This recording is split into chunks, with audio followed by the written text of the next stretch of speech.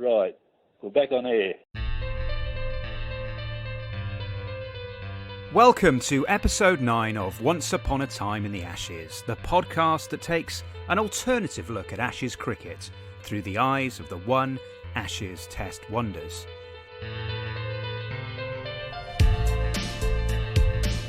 You find us in the early 1970s, the 1970 to 71 Ashes series in Australia, to be specific. And what a series it was. Greg Chappell made his debut in the second Test at Perth. Well, I'd grown up dreaming about playing Test cricket, obviously, and all of our Test matches in the backyard had been Ashes Test matches. So it was a dream from very early on. So to get to play in an Ashes Test match was a bit surreal. Greg came in when Australia was rocking at 107 for 5, but a maiden Test century was his thrilling and brilliant response. And his time playing county cricket in England was certainly a help. I'd played a couple of seasons of county cricket with Somerset by that stage, so I'd played against all of the England bowlers at different times in county crickets. You know, John Snow was the key bowler. He'd actually hit me in the head in the county game at Hove on a wet wicket. I went to play a pull shot.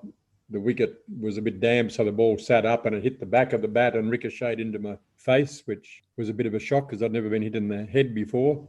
So John Snow clearly had previous, and Greg would be at the non-striker's end when Snow famously hit Terry Jenner in the pivotal 7th Test of the series at Sydney, an incident that ultimately led to Ray Illingworth taking his side from the field. Ken Eastwood, our guest last time around on Once Upon a Time in the Ashes, made his solitary Test appearance in that match at the SCG, replacing Bill Lawry at the top of the order, which meant Australia had a new captain, the one, the only, Ian Chappell. Suddenly Greg comes into the Test side and he makes a 100-on debut. And I'm now thinking, Jesus Christ, if I don't get off my arse, I'm going to get replaced by my brother here. So that was the first thing. And then not long after that, getting the captaincy, you know, if you look at my record, I think I averaged 51 with the bat as captain. I think those two things were the spurs that really got me going. And Ken Eastwood wasn't the only new recruit that Ian had to deal with in his first match as captain. Tony and I roomed together for that Test. For some reason or other, the captain didn't have a single room, which is normal procedure. Anyhow, we roomed together, which was good because, yeah, I played against him, but I didn't really know him all that well. So it was good. And did Ian have any influence in getting Tony into the side? What, you think the Australian captain in those days had a say in selection? All of which brings us to today's guest. We've not exactly been short of drama or controversy on Once Upon a Time in the Ashes, but nothing is likely to rival the incredible story of Tony Dell, Australian Test cricketer, 255. If you look at my actual birthday, 6th of August 1945, Hiroshima, same day. My father-in-law always used to call me Anthony Hiroshima Dell. Born on one of the darkest days in human history, Tony Dell was thrust, aged 20, into the horrors of the Vietnam War, a victim, like thousands of other Australian young men, of conscription lottery. Despite returning from his tour to play Sheffield Shield and Test cricket, including that one Ashes Test in 1971, his time in Vietnam was to take a heavy toll on his mental health and a devastating effect on his life. It took 40 years, but he was finally diagnosed with post-traumatic stress disorder, and this inspired him to found Stand Tall for PTS, the not-for-profit that strives to improve treatment for PTS and reduce the number of mental health-associated suicides. With expert assistance from Ian and Greg Chappell, it's time Tony's tale was told. From 1962 to 1973, more than 60,000 Australians served in the Vietnam War.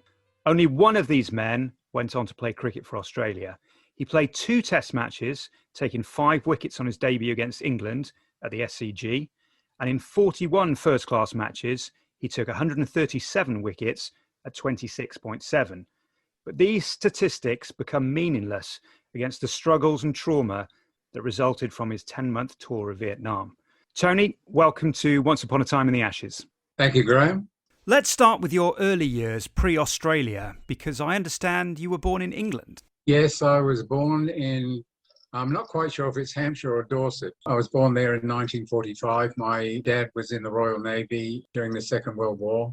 I only remember a lot of my early boyhood from photographs, and it was an idyllic boyhood as far as I'm concerned. I really didn't know much about the war, and I can just remember times when, especially in the school holidays, Mum would make some sandwiches and a couple of us would just go rambling in the woods and scrumping apples from apple orchard, picking blackberries and mushrooms, and it was just a super time for a young boy. And then you moved to Wales. How did that come about? Yeah, well, my dad, when he left the Navy, went to work as a travelling salesman for Hoover. He was totally driven, and I now know after he died that he also had PTSD, and he was a driven man. And then he was sent to Cardiff to manage the South Wales branch with the, I think, factories at Merthyr Tydfil there. We were there for a couple of years, especially during the Empire Games back then. As a Boy Scout, I was a messenger back in the day before faxes and emails. I just used to take written reports from the boxing and the swimming to headquarters on my bike and in my Scouts uniform. Where did you go to school in Cardiff? I went to the Howardian High School. I played the round ball game before I went to Cardiff. Dad was in the Navy team and United Services, and just loved his rugby. Wherever we've moved to, I think his first port of call has been the local rugby club. He was a member of Cardiff Rugby, and Cliff Morgan was a personal friend and came to our house a couple of times. I think he's a legend of Welsh rugby. We were there until 59. Dad had obviously done a pretty good job in Cardiff, and they said, well, how about we send you to Australia and you open up Hoover in Queensland. I think Mum thought we were just going there for 3 years, but 50 years later, she was still here. And you were, 12 at that point? That must have been a huge culture shock for you. Well, you're going to Australia, the other side of the world. The excitement. We went in the Orchids, and that took about 5 weeks. We've gone through the Mediterranean and the Suez Canal and down the Indian Ocean and round to Sydney, came through the Sydney Heads, the Harbour Bridge, and then flew up to Queensland from Sydney. Because we lived in the south of England, me, my 2 brothers and my sister, and my dad, we were sort of sun worshippers, and to be living in Brisbane and being able to go to the Gold Coast on weekends and for holidays was fabulous. Had you played any cricket in England before going to Australia? I do remember my early days. I was sort of a wicket-keeper batsman, and in Hemel Hempstead we had these games up against a big brick wall, so you didn't need a wicket-keeper. So, that's when I started bowling. My first real recollections of cricket was the 56 Ashes. Brisbane-based players like Peter Burge, Wally Grout, Ken Mackay. Who would have thought that 4 or 5 years later I'd be playing with and against them? In my very first grade match at Eastern Suburbs in Brisbane, Peter Burge was my captain. Wally Grout and Ken Mackay were in the opposition. It was quite surreal. And what about school in Australia? I understand one of your schoolmates was Dennis Lillee, although not the Dennis Lillee people might think of. My Dennis Lillee, he was a little short leg spinner. Right. He played for Queensland, and I got there, and he tells me the story, and I have no recollection of this whatsoever, but I got there for the last term in 59. He said, oh, do you play cricket? And I said, oh, yeah. I sort of bowl a bit. All the other forms in that year, they had all the guns, blokes that were already being touted to play in the firsts, and this was when they were 14. My Dennis Lillee, he said, we won it. He said, you and I together, but against all odds, we won the form championship. I guess that was when I first thought that I was not too bad at this game. 1960 year, I went down to Eastern Suburbs, as a young 15-year-old. I was playing under 17 on turf in long trousers, while at school I was in the under 15 Cs playing in shorts. You call them plimsolls, we call them sand shoes, on artificial wickets. The teachers at school, this was Church of England Grammar School, didn't recognise talent. By the second half of 1960, I was playing in the under-15As. 1961, I got a few games in the first. The big season was 62, when David Taylor and I sort of opened the bowling. We won the Greater Public Schools Premiership. Over here, there's a few Catholic schools in the competition, and we were Church of England, so playing the Catholic schools was a bit of a grudge match. I mean, the big thing that season was we were playing Nudgee College, and we got them all out for 8. We had them 7 wickets down for 1 run, and then someone snicked one through slips and stuffed it all up. How many wickets did you take that day? I got 5 for 2, and David Taylor got 4 for 6. How did the step up then into grade cricket arrive? I played the under-17 competition at Eastern Suburbs in Brisbane for a couple of seasons. The 62-63 season, I got invited to a trial for Eastern Suburbs. In that match, I got my one and only hat-trick in my whole life. I knocked over 3 seasoned first-grade players. I was picked in the A grade. What were your plans at this stage for after school? Were you thinking about university? Graham, I always wanted to be an architect. My dad was very friendly with the architect that designed and built the new Hoover buildings when he came over here. It was all planned that I would do architecture at night at university, and I'd work with him in the daytime. Before that was about to happen, he said, "I'm sorry, but times have changed and I can't afford to put you on." I continued going to university at night and doing lots and lots of odd jobs. Architecture, without having the practical experience, got far too hard. A friend of my father's, named John Garnsey, was doing advertising courses at night, and eventually he offered me a job. That was about 1965.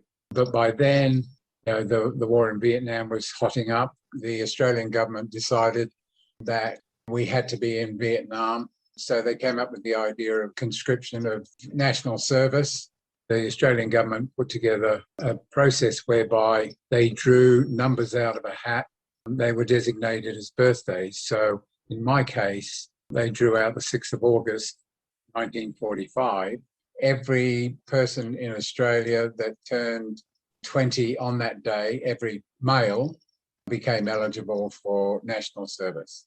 I told them I had flat feet, but they didn't believe me, and I was conscripted. And sometime in 1966, it would have been April 1966, I was put on a bus with a whole heap of other people, and we went down to Singleton in New South Wales, just north of Sydney, where I spent the first 6 months of my time in the army. 3 months recruit training. If you think back, where there was probably a little bit of brainwashing type stuff, and we were going off to defeat the Yellow Peril, and there was Reds under the beds. They said, "Well, what corps do you want to?" Because we were all together for those first 3 months, and then you had to choose a corps. I chose infantry. Then I went through corps training for the next 3 months, and then they asked you, "Well, where would you like to go from here?" I just wanted to go back to Brisbane and play cricket on weekends. So I went to 2RAR, the 2nd Battalion, and played some cricket on weekends. And lo and behold, we were next to go to Vietnam. And so, from the cruel twist of fate that was conscription lottery, Tony was to serve in the Vietnam War as part of the 2nd Battalion of the Royal Australian Regiment. It was May 1967 when Tony arrived at the Australian base in Nui Dat. We just got bedded in, allocated our tents, just made sure that we knew the lay of the land, had company meetings, this is what's expected. And shortly after arriving, we just went on a one-day mission, which was just a search and destroy. You'd bring back the arms and destroy the food. And we did a couple of one-dayers, I'm sure from memory, and a couple of 2-dayers before we really hit our straps and got involved in the much longer operation. Do you remember playing any cricket at all in Vietnam or any other sports? Yeah, I think we often played touch football, set up a cricket pitch in the red mud, the red dust, just with a tennis ball and some sort of bat. I mean, I've met lots of guys since. They said, "Oh, remember when you bounced me in the lines in Nui Dat?" And quite frankly, I don't. But then things obviously developed, and then it was a case of trying to find the Viet Cong. What were some of the more challenging moments you faced during your tour? Well, two stick out in my mind when, and excuse the language, when I was pretty shit scared. We were out, this was during Tet, and we'd been out in the bush for weeks, the whole company, and one of the platoon, 9 platoon, spotted some enemy. The gung-ho platoon commander sort of chased them and went straight into an enemy camp. All of a sudden, they were surrounded and pinned down. He radioed into company headquarters. The company commander just ordered the company headquarters and the other 2 platoons to go and help him. And it was a disaster.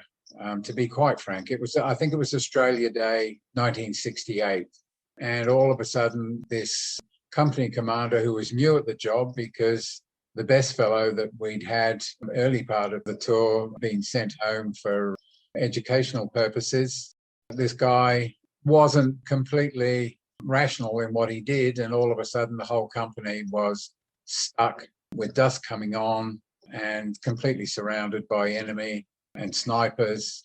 We actually spent the whole night just awake and pinned down and with bullets sort of whizzing over the head every now and then.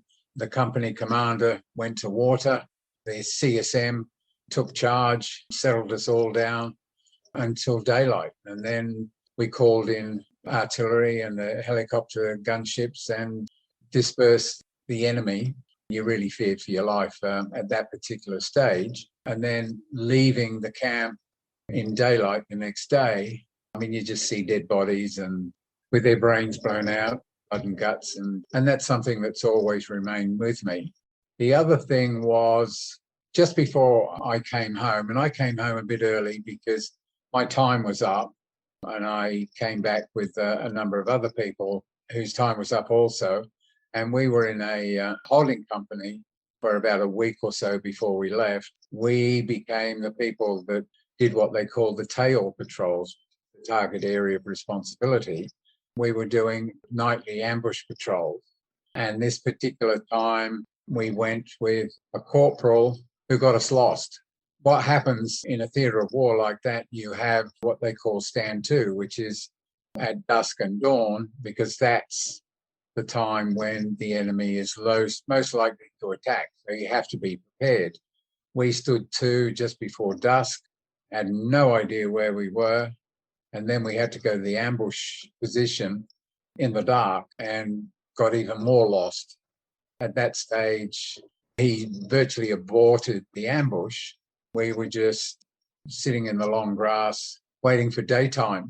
Then all of a sudden, a group of Viet Cong were approaching us. I don't know how many there were, but there were probably hundreds. We weren't in any position to fight them because we were scattered around and we could have easily shot each other. So we just had to be dead quiet while they walked through the position. You just lay there bloody absolutely shitting yourself, thinking that if I cough or sneeze or if the radio, we had to turn the radio off because you get the squelch noise when there's some traffic on it. And most of us probably would have been dead meat. I actually had the radio at that stage. Once they'd gone, we decided we'd call in artillery on them. I was so, as I say, shit scared that I couldn't talk properly on the radio.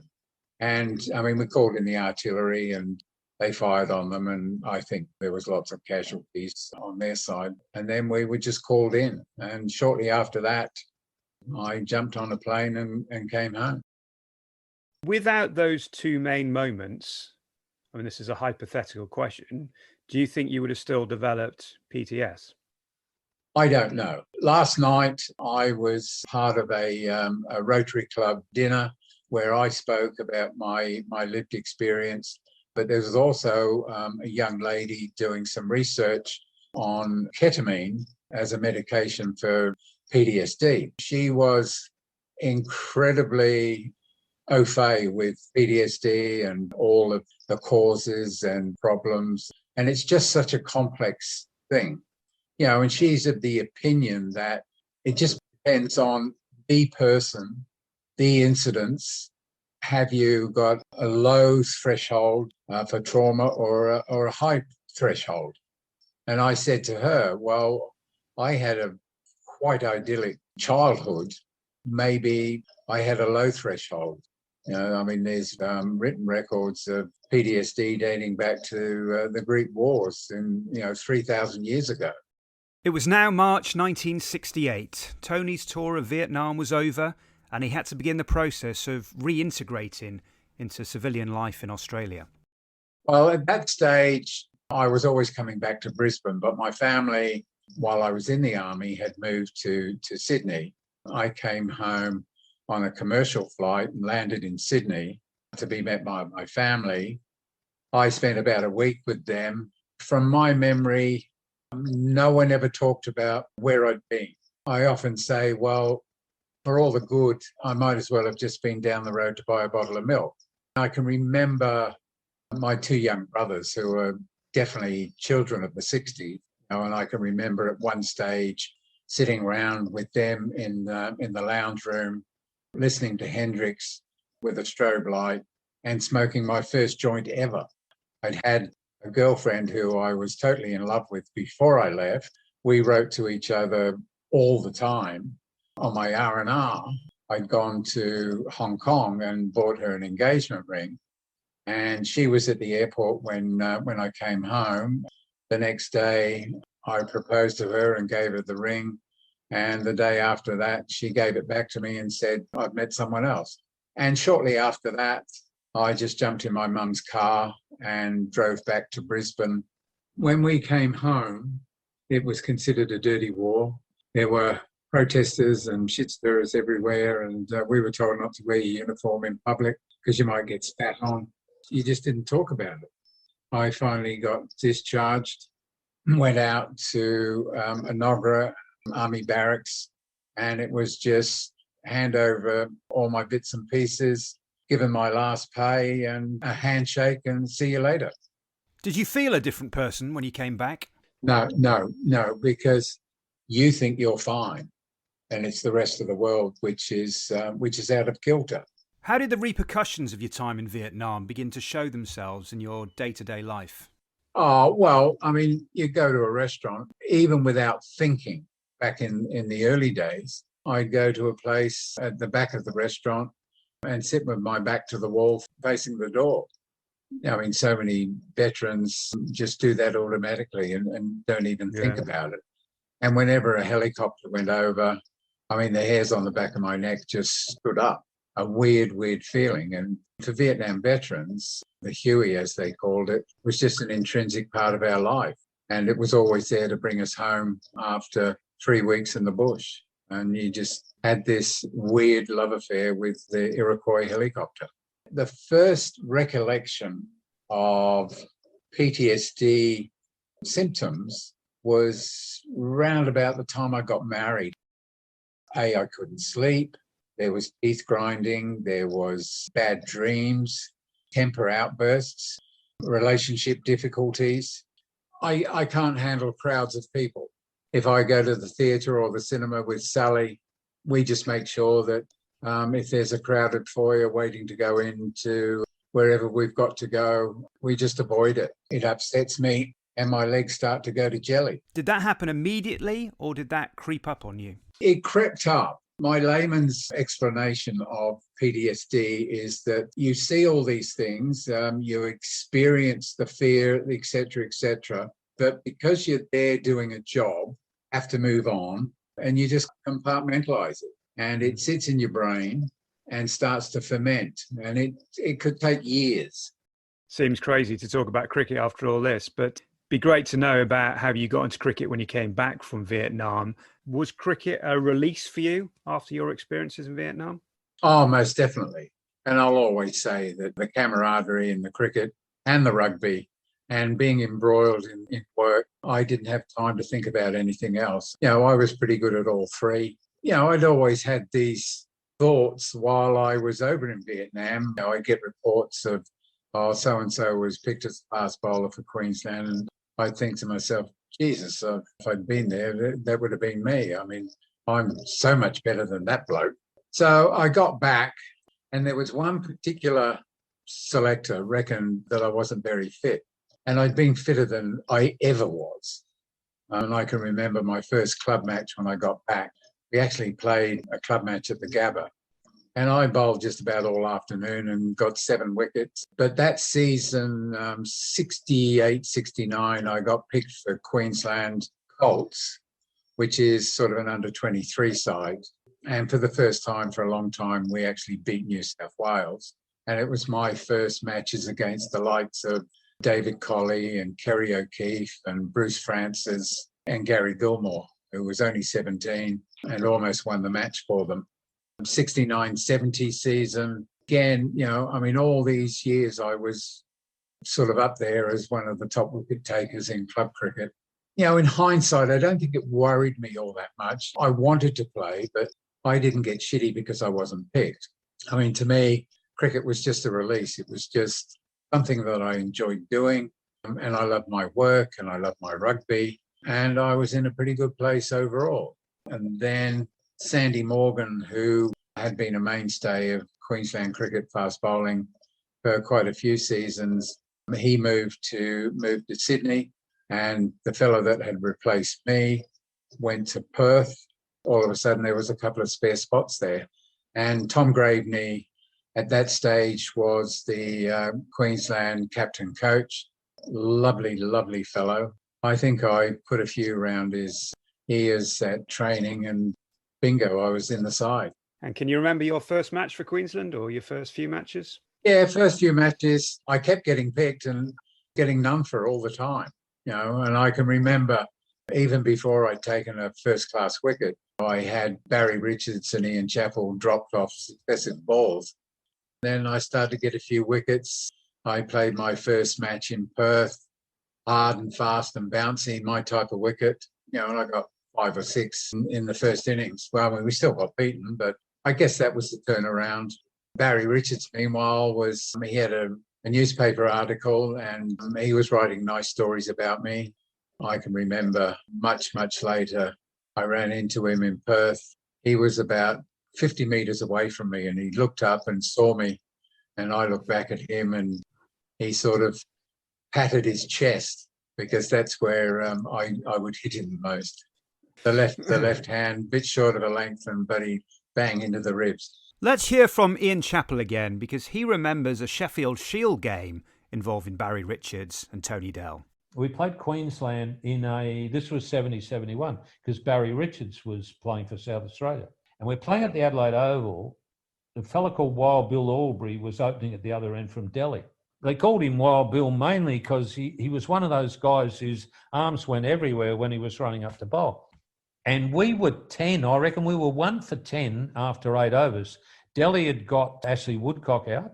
Then Barry and I are in together. So Barry and I batting together, and we're 1 for 10 after 8 overs in a one-day game.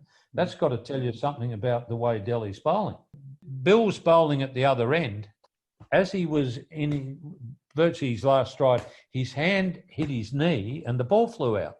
And it flew over to mid-off. And I'm on strike, you see. And I thought, fuck this, we need some runs here. So I yelled out, leave it, leave it. And I've gone over. And it was only then that I thought, shit, I'm 25 yards from my crease. If I hit the straight of the fielder, I'm bloody run out. So I started to panic a little bit. And anyhow, I managed to hit it into the gap and it went for 4. And Delhi was fielding just near me, you see, and of course Delhi towers over me and he's come and he's plonked his elbow on my shoulder and he just looked down at me and he said, "You're a fucking smart ass, aren't you?" 1970-71 was the season that Tony broke into the Queensland side, and there was also the small matter of an Ashes series. I think the Melbourne Test was washed out. It was a 6-match series originally. They decided that they'd have a 7th Test match in Sydney. There was wholesale changes in the Australian team. Bill Laurie was sacked and Ian Chappell became the captain. And Tony Dell got a run, playing in his first test match and opening the bowling with Dennis Lillee playing his second test match. You know, there's lots of people say that I out-bowled Lillee in that test. Only trouble was I only got one more test wicket and he got about 300. How special was that, to open the bowling with Dennis Lillee? He was just this young country West Australian tearaway, bowling, but he quicker than lightning. Yes, Ian Chappell had Dennis Lillee and Tony Dell at his disposal for that 7th test. What did Ian think of Tony's performance in that game? If you didn't pull and hook, Tony could be a bloody nightmare because he was so tall and he was a big build as well. He was also a very accurate fast bowler, and he swung it back into the right-hander, which is the lefty who can swing it back in is the most awkward, because then the one that he angles across you is more difficult because you're never sure whether it's going to come back, and you've got to play it, and you're always likely to nick it. You look at the way he got his wickets. He got 5 wickets in his first test match. And look at how he got the wickets. He bowled 2 or 3 guys caught in the slips. So he's getting guys out the way you want your fast bowlers to get fellas out, either hitting the stumps or hitting the edge. He was unlucky that it was the last test of the series because 5 wickets obviously gets you another test at least. So if he gets the next game and he does well again, he's in the side for a little while, and then he probably goes to England in 72. He was an awkward customer. And what about from Tony's perspective? What was it like to play under Ian Chappell? I mean, he was a legend even then. Ian will tell you that he's your captain for life. He just looked after his players. He'd talk to you and he'd say, okay, Delhi, what now? Do you want someone here, want someone there? And he'd talk to you all the time. And I'd never, ever had that. And I can just ring him up and say, I've got this thing happening. Can you be there? Did you tell any of your teammates you'd been in Vietnam? Not that I can remember. I just didn't want to talk about where I'd been. Early in my cricket career, we were still in Vietnam. There was still protests. There wasn't a welcome home march for Vietnam veterans until 1987. I did become more aggressive. Ian and Greg, thought I'd been born that way, but I hadn't. Maybe that's what got me a test match. Yes, Ian Chappell may have roomed with Tony during that 7th test, but he was completely in the dark about his time in Vietnam. I had no idea until he started this. He rang up and said, mate, I need your help. This is what I'm doing with post-traumatic stress. So that would have been, 5-6 years ago. And that was the first I knew about Vietnam. I've spoken to a few of the guys, and Dougie might have known because he was in the army. I don't remember Doug saying anything about it. So to my knowledge, no one knew. And he certainly didn't say anything. But that's fairly normal. Guys who go to war don't usually talk about it. And Vietnam was such a shit war that you probably didn't want to talk about it. Greg Chappell, on the other hand, was aware of Tony's tour of Vietnam, and it could so easily have been him. I knew because I'd sort of gone through in 68. I went through the draft, the draw, that I think he had the losing ticket and I was lucky to be one that got the winning ticket and didn't get called up. So he and Doug Walters were the 2 cricketers that I knew had been called up. Doug, perhaps because he was better known than Tony, had probably been looked after and didn't go to Vietnam, whereas Tony, not being so well known, just got shunted off to Vietnam. We didn't talk about it. I don't know that he was certainly in a rush to talk about it, but we didn't grill him about it. I do remember having some conversations because I was incredulous that he'd actually been a forward scout. Now, why you would put a 6'7" bloke up front as the biggest target in the platoon or in the unit, I couldn't quite understand. Even with my limited military knowledge, I'd had a couple of years in the cadets at school. I would have thought Tony Dell would be the bloke I'd want down the back. It just seemed like madness. The whole thing was madness. And had he been in a better place, he should have gone to England in 72. He was one of the best fast bowlers in the country. But I think had Tony played in that series, he would have been very awkward in those conditions. And what about Tony? What does he make of his lot? Does he think about what might have been if he had played earlier in that series? Oh, crikey, yeah. I think about it a bit. I was just a rookie at this first-class game. I didn't think a lot about the game. I loved playing cricket. And for that particular test, I was the right person in the right place at the right time. I just turned up and I bowled. And then when the match was over, I went home and I didn't bask in too much glory. But, there was a number of people who said to me that, oh, your run-up's too long. And I spent the off-season working on a shorter run-up, but come the next season with the shorter run-up, I think I tried too hard at the point of delivery. I strained a few side muscles. So I missed a few games. I wasn't quite the force I had been. And then there was a 72 Ashes tour, which if you had a look at my figures in that seventh test, I should have been a walk-up start. But it didn't happen. In hindsight, I don't think I really stressed too much about it. Just continued on with my life. Even though it was brief, what did it mean to you to play in the Ashes? Oh, it's the pinnacle. And to know that you have actually played in an Ashes test match, that's the pinnacle of any cricketer's dreams, their cricket life. Because I was still a POM at that stage. I didn't have any citizenship. I thought it was just natural that, if the government could send you to war and Donald Bradman could pick you to play cricket, you're an Aussie, And, Definitely, yeah. And got the shock of my life when I was told that, I think it was about 2000, when I took some boys over to England.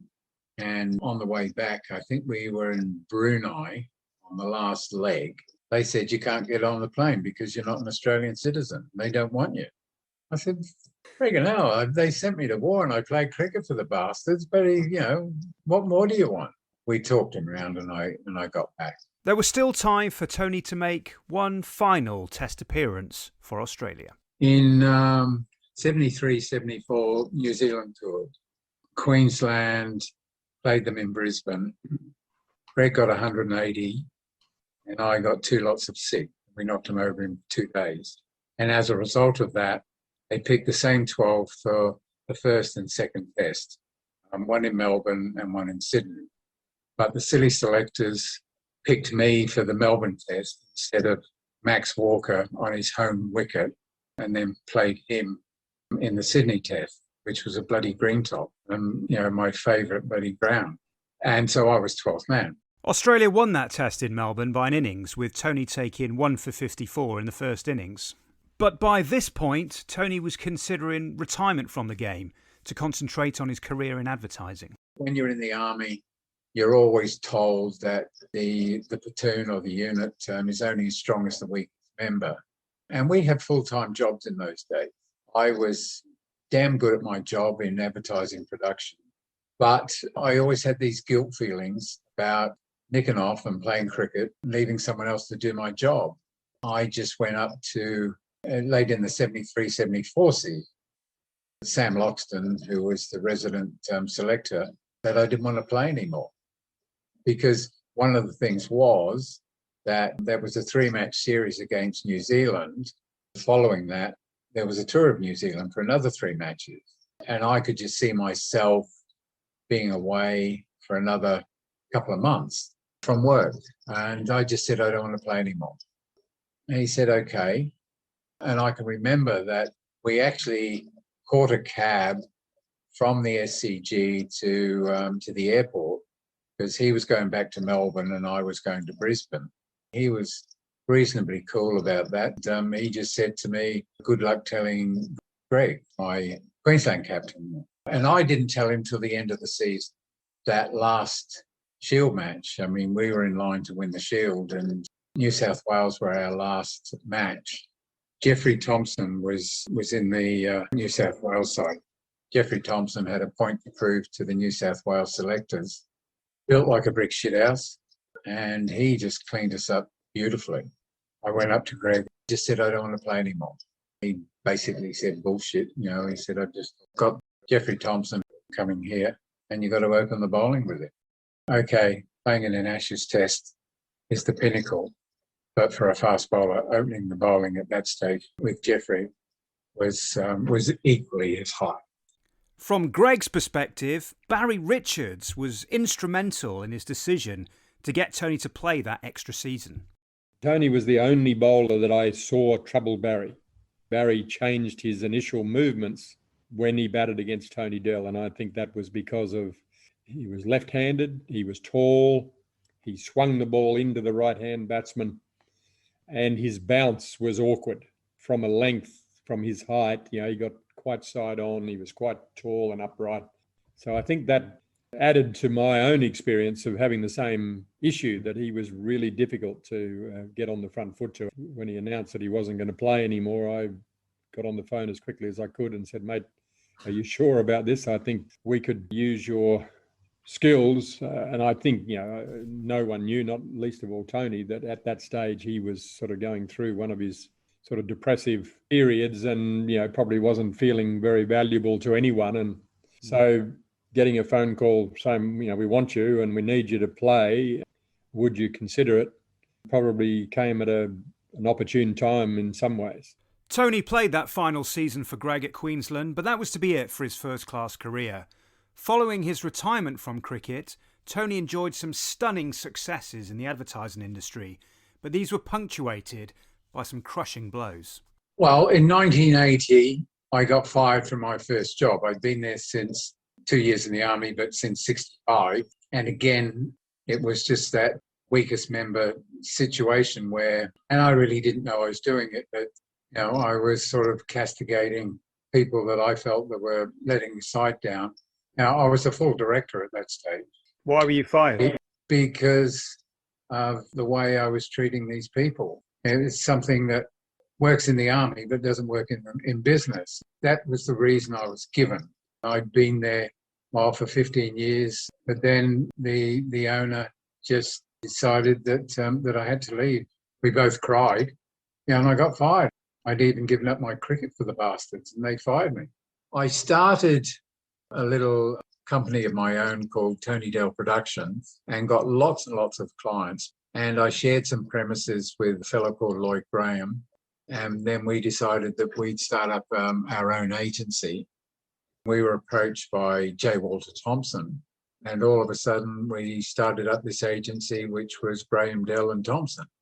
And we just kicked so many goals and won so many clients. In 8 years, we'd gone from a standing start to probably about the fourth largest in town.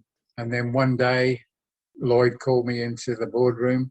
He had his lawyer there and the fellow up from Melbourne, from Ogilvy Mather, and said, "You're out." Didn't give me a reason.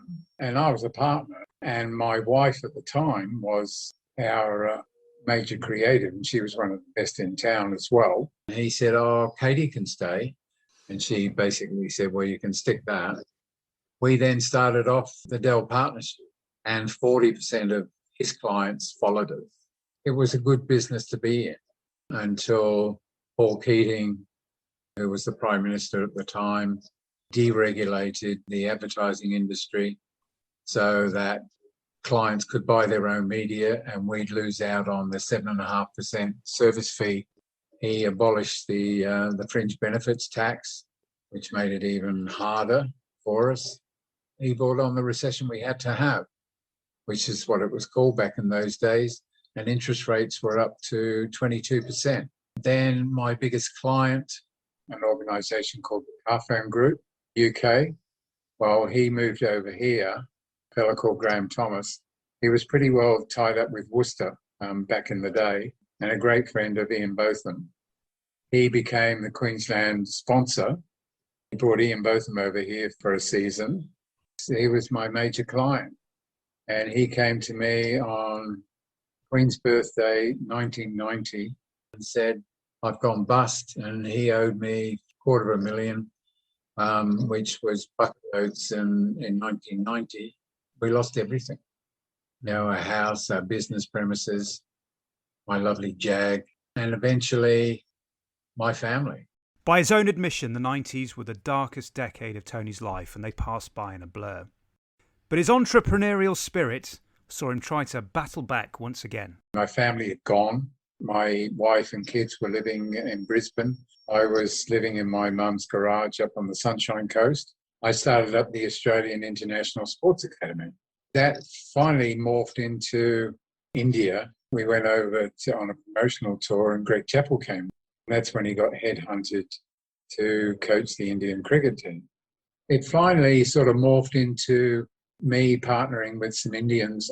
We came up with this concept with indoor stadiums and with indoor cricket, tennis, basketball, football.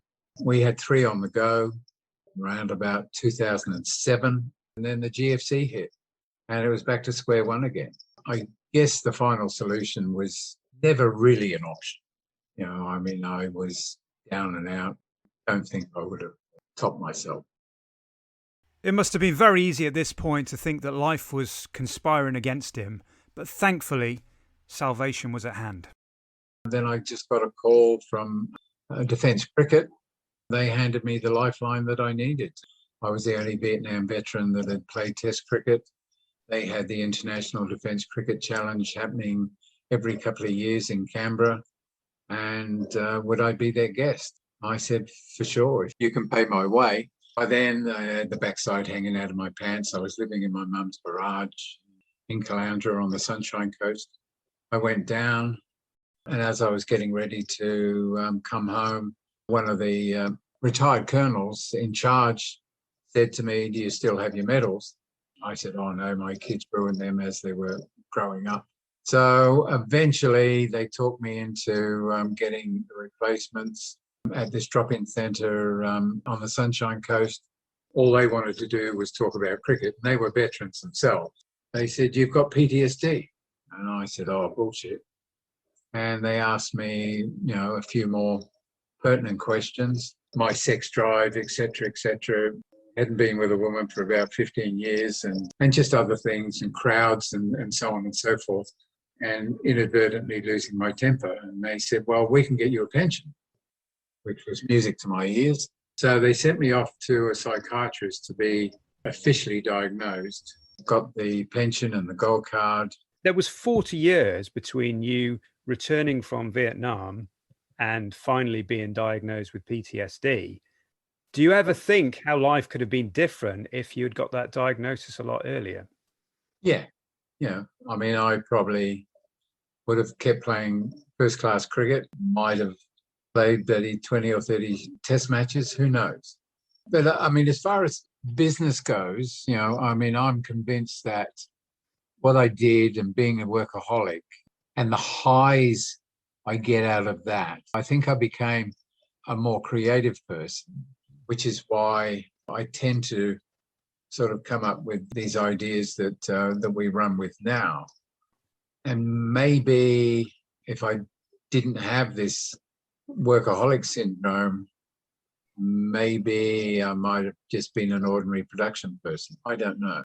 Now that he had finally been diagnosed, Tony could start to make some sense of the previous 40 years and look ahead with more confidence. And the germ of an idea about how he could help others in his situation slowly began to form in 2009. By then, both of my knees were absolutely stuffed. I had my right one replaced. And then I got a call, would I come to IDCC 2009 and would I give the speech at the awards night and talk about my army service and my cricket career and how they dovetailed. So I did that. I chucked in the fact that 12 months in Vietnam was good training to be in Ian Chappell's dressing room. Yeah, and it wasn't strictly true, but it was a good line, and it got a good laugh. I got a standing ovation because I dared talk about PTSD in front of 400 or 500 international soldiers.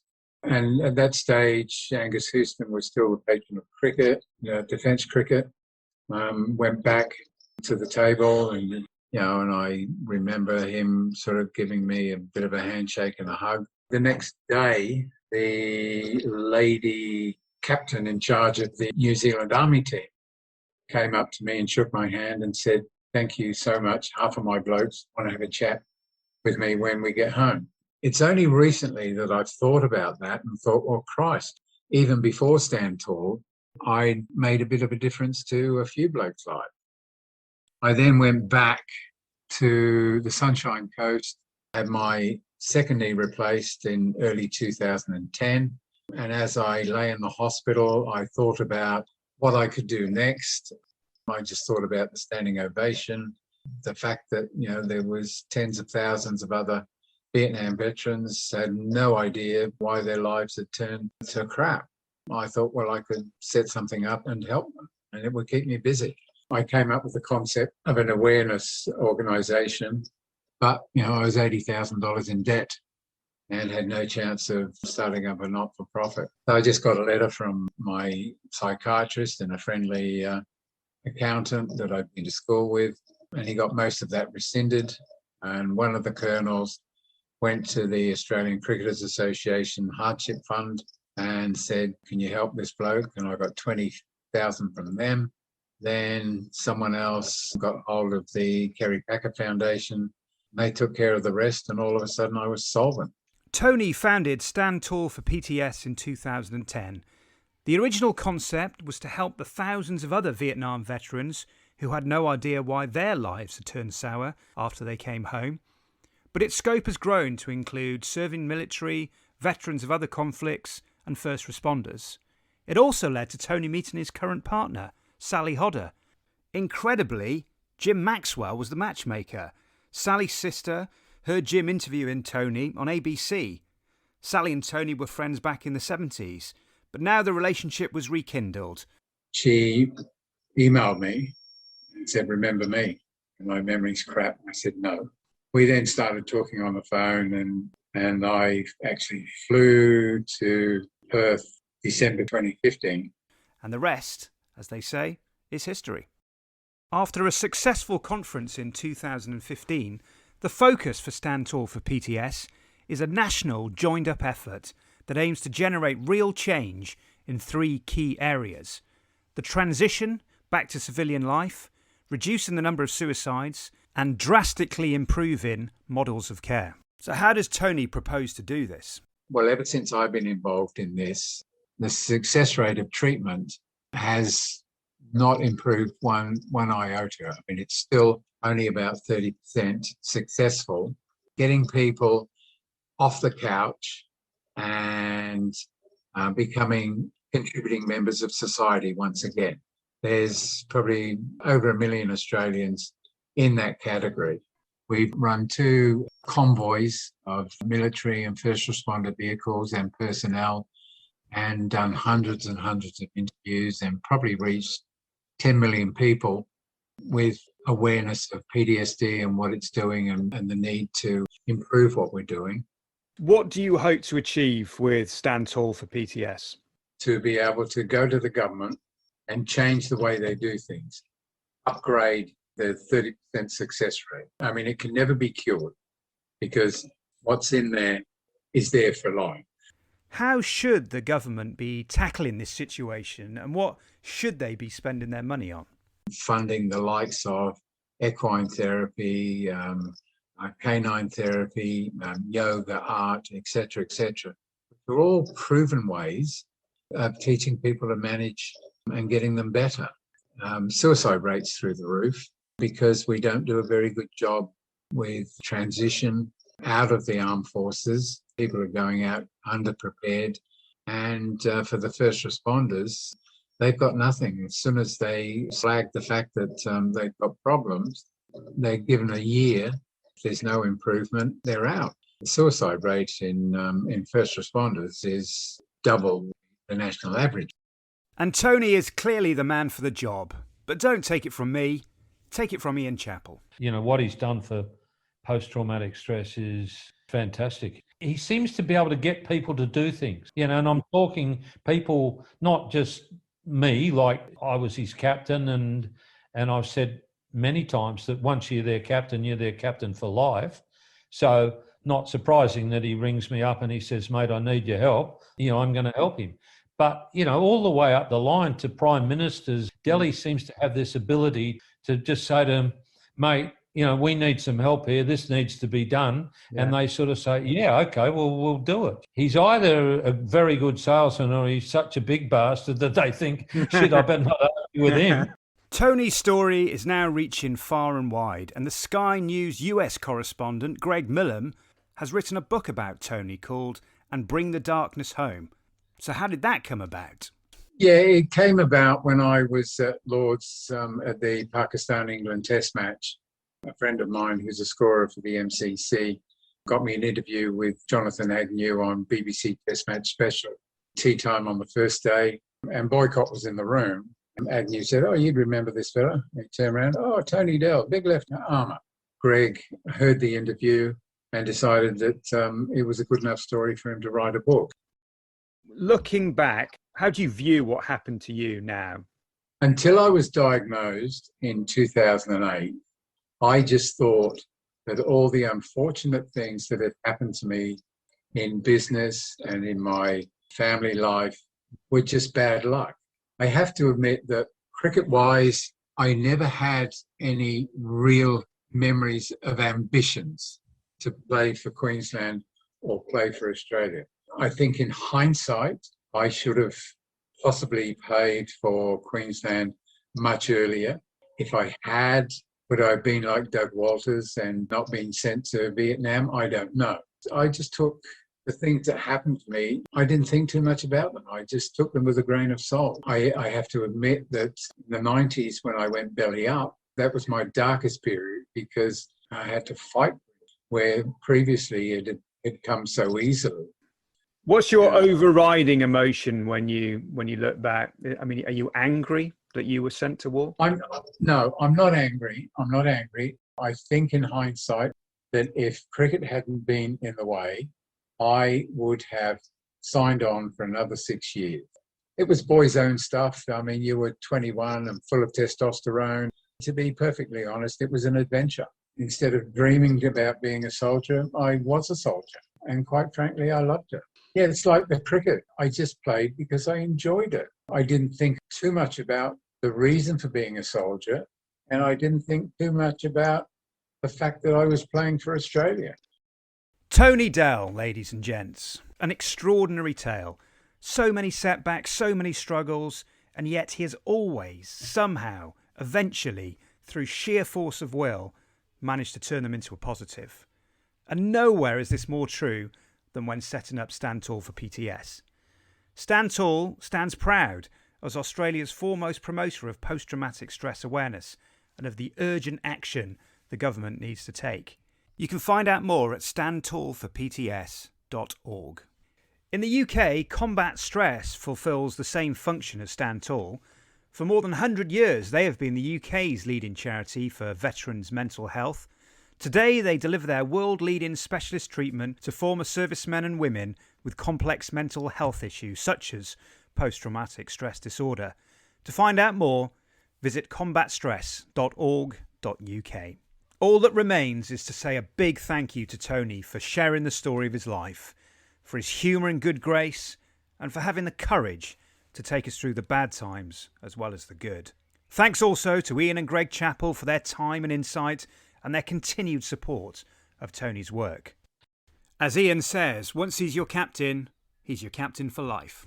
Thanks as ever for listening. We'll meet again soon enough with more from Ian, more from Greg, and more from our One Ashes Test wonders. Until then, I've been Graham Barrett, and this has been Once Upon a Time in the Ashes.